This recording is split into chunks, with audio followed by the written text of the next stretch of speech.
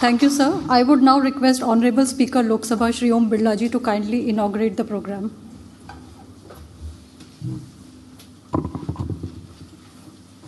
मेघालय विधानसभा के नवनिर्वाचित माननीय सदस्यगण, विधानसभा के नवनिर्वाचित अध्यक्ष श्री थॉमस ए संगमा जी, पूर्व मुख्यमंत्री मुकुल संगमा जी, पूर्व स्पीकर, पूर्व मंत्री और जिनको एक लंबा समय विधानसभा में रहा और जो पहली बार चुनकर आए, सभी माननीय सदस्यों का मैं संसद में प्राइड की तरफ से आपका हार्दिक अभिनंदन करता हूं, स्वागत करता हूं। मुझे खुशी है कि मेघालय विधानसभा के निर्वाचन के बाद आप संसदीय प्रक्रियाएं, नियमों, परंपराओं, प्रपाटियों को समझने, अनुभव करने और उसके साथ साथ मेघालय विधानसभा की अच्छी परंपराएं, प्रपाटियों को भी आपस में साझा करने के लिए यहां पर आए। मेरा 25 फरवरी 2021 को मेघालय विधानसभा में आना हुआ था। उस समय हमारा प्रोग्राम था कि किस तरीके से हम पंचायत राज संस्थाएं, जो लोकतंत्र की सबसे मजबूत और जनता से सबसे जुड़ी संस्था है, उसको कैसे सशक्त करें, मजबूत करें। प्राइड लगातार लोकतांत्रिक सभी संस्थाएं, चाहे ग्राम पंचायत हो, चाहे नगर पालिका, नगर निगम, नगर कारपोरेशन हो, विधानसभाएं हो, विधान परिषद हो, उसका प्रयास रहता है कि संसदीय अनुभवों को साझा किया जाए और परस्पर उन अनुभवों को आदान प्रदान कर एक सर्वश्रेष्ठ विधायिका बनाने का प्रयास करें। मेघालय का उदाहरण भी उसमें से एक है, जहां पर सदन में चर्चा होती है, संवाद होता है, सहमति असहमति भी होती है, लेकिन व्यवधान नहीं होता और बेल में नहीं आते। ये एक अच्छी परंपरा है जो हमारी विधान मंडलों के अंदर, चाहे संसद के अंदर, सबको इन परंपराओं को हम किस तरीके से अच्छी प्रपाटियों को विधान मंडलों में लागू करें, क्योंकि ये सदन चर्चा के लिए हैं, विचार विमर्श के लिए हैं, विषयों पर, अपने विकास के मुद्दों पर जनता की अपेक्षाएं, आकांक्षाओं को रखने के लिए, और किस तरीके से हम जनता की अपेक्षाएं, आकांक्षाओं को इन सदनों के माध्यम से पूरा करें। मैं भी 3 बार विधानसभा में रहा हूं। मेरा मानना है कि राज्य के अंदर विधानसभा का भी प्रत्यक्ष रूप से विधायक का बड़ी संवाद रहता है और राज्यों के विषयों को लेकर जो ज्यादा राज्यों के विषय होते हैं उन विषय अपने विकास के मुद्दे उठाना,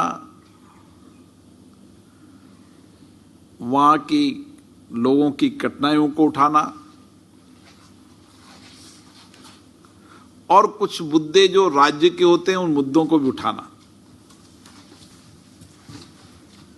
मेरा मानना है कि देश के अंदर नहीं पूरे विश्व के अंदर लोकतंत्र शासन चलाने की सर्वश्रेष्ठ पद्धति मानी है।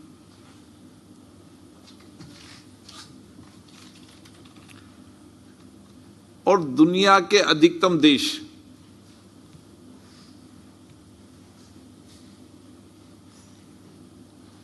लोकतांत्रिक परंपराओं और प्रॉपर्टी से चले, ऐसा सभी देश प्रयास कर रहे हैं।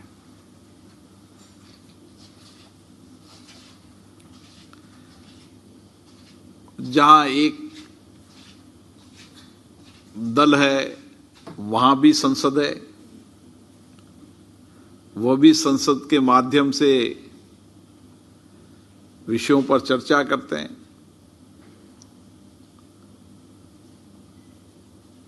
तो लोकतंत्र में ये चर्चा, संवाद, सहमति, असहमति, ये लोकतंत्र की हमेशा विशेषता रही है। जब तक हम विचारों का आदान प्रदान नहीं करेंगे, और कई मुद्दे ऐसे होते हैं जिस पर सहमति असहमति होती है, लेकिन प्रदेश के हित में, देश के हित में कई मुद्दे ऐसे हैं जिसमें व्यापक सहमति भी होती है।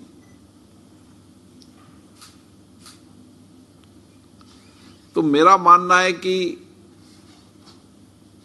चाहे पुराने विधायक हो चाहे नए विधायक हो, हम विधानमंडलों में क्या नया कर सकते हैं, क्या दुनिया और देश की अच्छी परंपराओं प्रॉपर्टियों को लागू कर सकते हैं।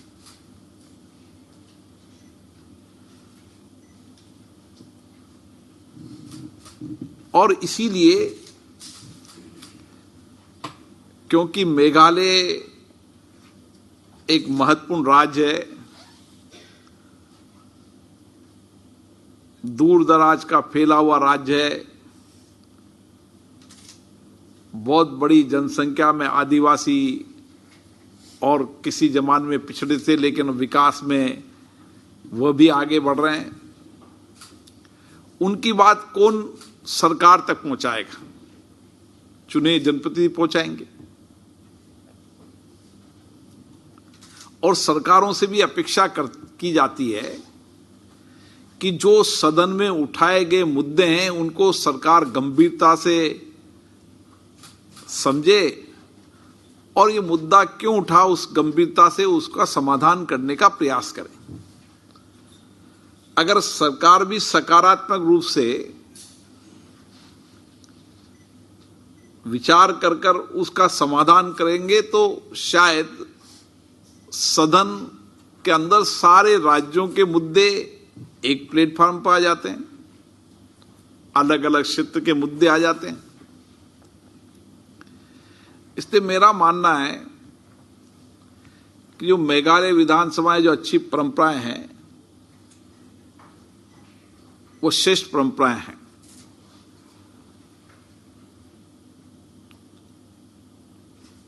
हर विधानसभा में स्वायत्तता है, उनकी नियम प्रक्रियाएं, रूल्स बनाने का काम उस राज्य की विधानमंडल या विधानसभाएं करती है। और हमारी सबकी कोशिश रहती है कि हम नियम प्रक्रियाओं के तहत जो नियम विधानसभा में बनाए, हमने बनाए, उन नियम प्रक्रियाओं के तहत अपने मुद्दों को रखें।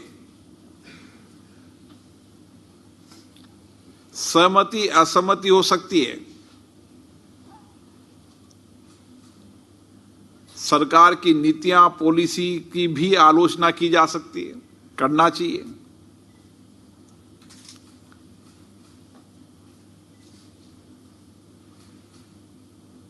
मुद्दों को पर ध्यान भी सरकार का लाना चाहिए,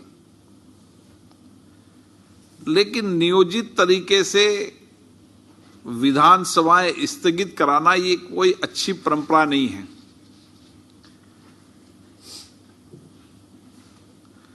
और ये संसदीय लोकतंत्र के लिए उचित भी नहीं है।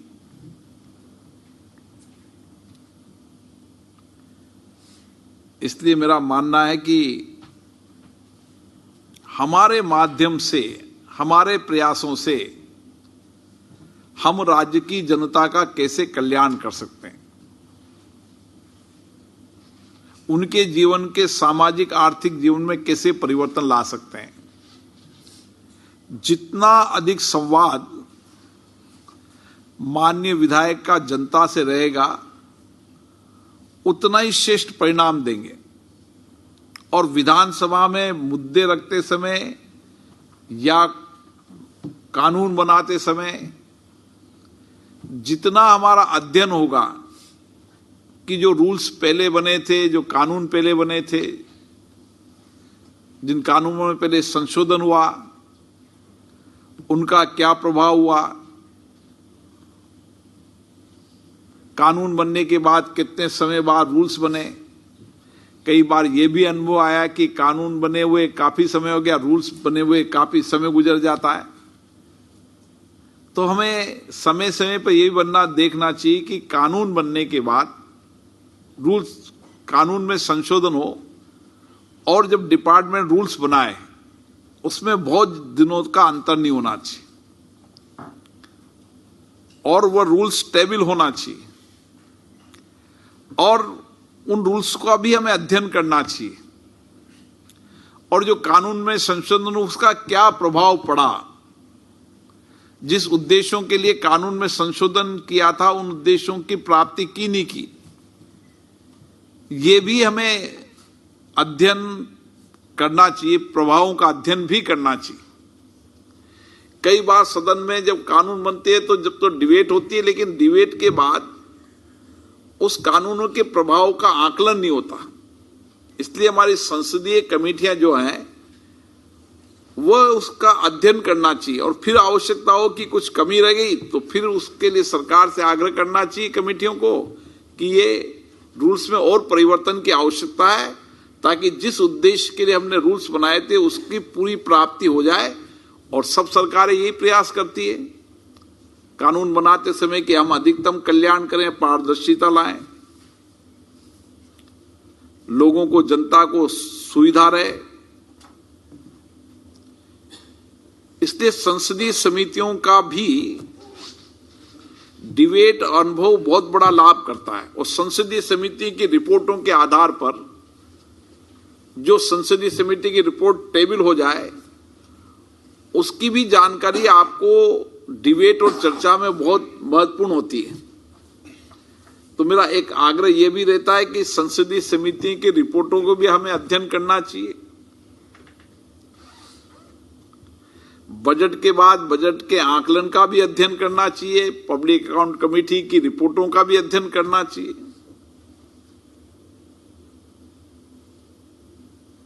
ऑडिट रिपोर्ट का भी अध्ययन करना चाहिए।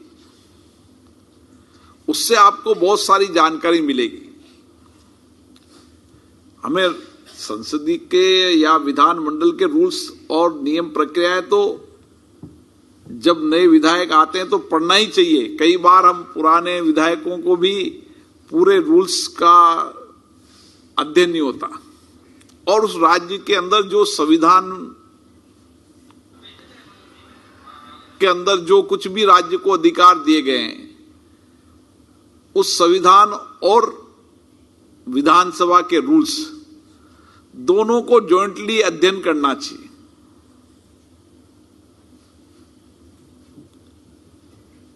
मेरा मानना है कि क्यों पूर्वोत्तर राज्यों के अंदर संविधान में भी आपको कई विशेष अधिकार दिए गए हैं,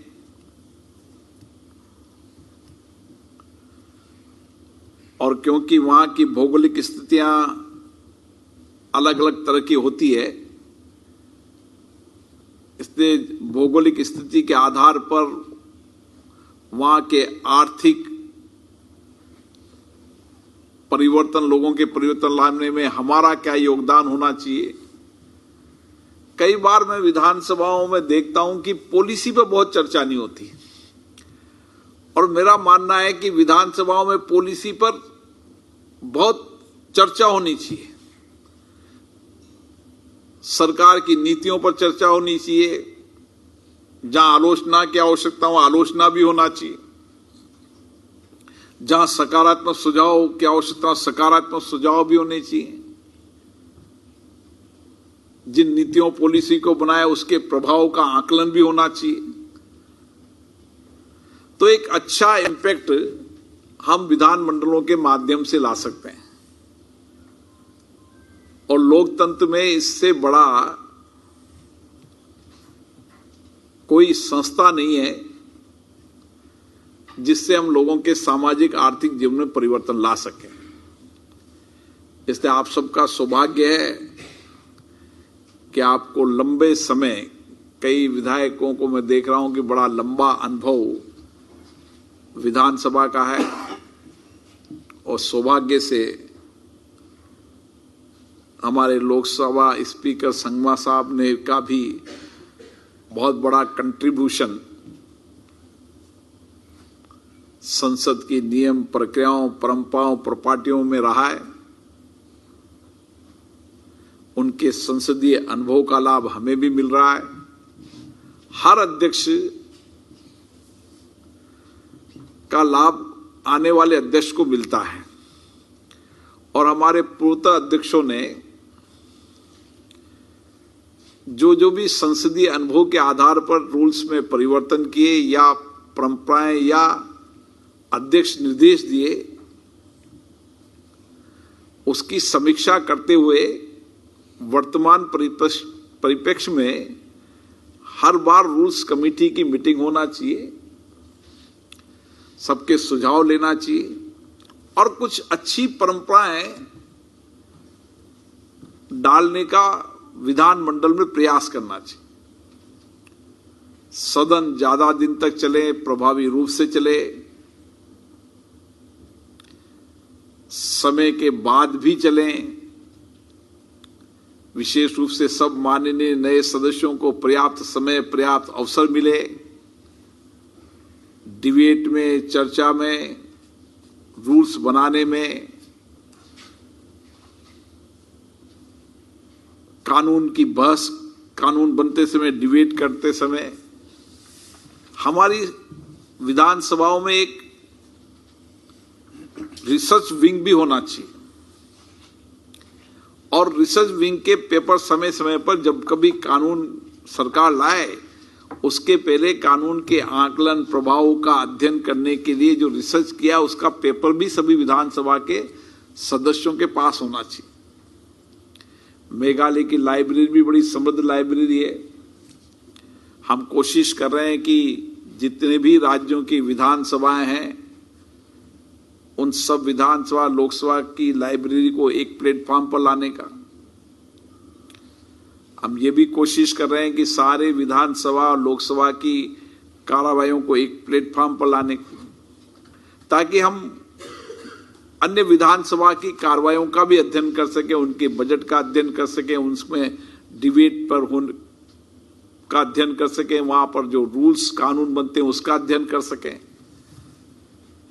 इनको सबको एक प्लेटफॉर्म पर हमने लाने का प्रयास कर रहे हैं, और मुझे लगता है कि बहुत जल्दी हम इसको एक प्लेटफॉर्म पर ला देंगे, और हमें सारे अपने राज्यों में जो जितनी भी लोकतांत्रिक संस्थाएं हैं, उन लोकतांत्रिक संस्थाओं को उस राज्य विधानमंडल की जिम्मेदारी समय समय पर एक ऐसी संस्था होनी चाहिए जो उनको लगातार प्रशिक्षण करती रहे, ताकि उन संस्थाओं के अंदर भी जो सीधी जनता से जुड़ी रहती है, उनमें जितना बेहतर हम चर्चा संवाद कराएंगे, जितनी बड़ा डिबेट कराएंगे, जो उनके निर्णय आएंगे, उससे हमें सरकार को भी लाभ होगा और उनकी समस्याओं को विधानमंडल में उठाने का भी बहुत बड़ा लाभ मिलेगा। आपके यहाँ कौंसिल है, उसकी क्या क्या निर्णय हुए, उन निर्णय के आकलन का प्रभाव भी विधानसभा में हम चर्चा कर सकते हैं। मुझे खुशी है कि आप यहाँ पर आए और आप जैसी परंपराएं प्रॉपर्टियां सभी विधानसभा में रहें। चर्चा हो, डिबेट हो, सहमति असहमति हो, लेकिन व्यवधान न हो, शोरगुल न हो। ऐसी परंपराएं और विधानमंडल में बने, ऐसी अपेक्षा है। आप सबको बहुत बहुत शुभकामनाएं, बहुत बहुत बधाई। Thank you, sir, for guiding the newly elected members of Meghalaya Legislative Assembly. I would now request Prasanjit Singh Ji, Additional Secretary, Lok Sabha Secretariat, and Officer in charge of Pride, to present vote of thanks.